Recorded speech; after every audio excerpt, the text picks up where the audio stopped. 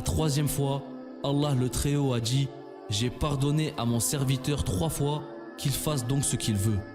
Il est important de savoir qu'il est de notre devoir de toujours être ferme dans notre engagement. Cependant, Allah subhanahu wa ta'ala ne nous a pas demandé la garantie de ne plus refaire le même péché.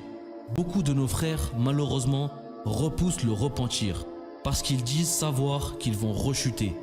À ce sujet, le prophète nous a parlé d'un serviteur d'Allah qui commit un péché et dit: ô mon Seigneur, j'ai commis un péché, je t'implore de me le pardonner.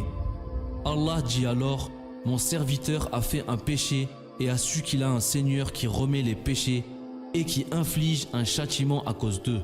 J'ai pardonné ce péché à mon serviteur. Ce serviteur d'Allah resta ainsi autant qu'Allah le voulut, puis commit un autre péché et répéta ce qu'il avait dit la première fois, et Allah lui pardonna son péché. La troisième fois, Allah le Très-Haut a dit: j'ai pardonné à mon serviteur 3 fois, qu'il fasse donc ce qu'il veut. Le sens de « qu'il fasse ce qu'il veut » est que tant que le serviteur implore le pardon d'Allah après avoir péché, Allah lui pardonnera ses péchés. En fait, c'est comme salir son habit et le laver pour le porter à nouveau. Même si on sait pertinemment qu'il va se salir encore une fois, on le lave quand même.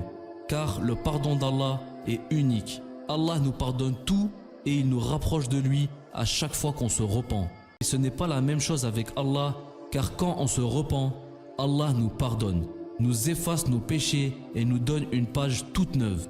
Et Allah est tellement bon envers nous, il nous aimera davantage car on s'est remis à lui.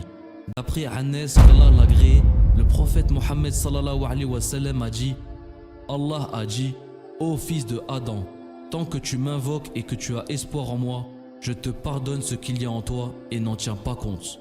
Ô fils de Adam, si tes péchés atteignent le niveau des cieux, puis tu me demandes pardon, je te pardonne et n'en tiens pas compte. Ô fils de Adam, certes, si tu viens à moi avec l'équivalent de la terre remplie de péchés, mais que tu me rencontres sans m'avoir rien associé, alors je te rencontrerai avec autant de pardon.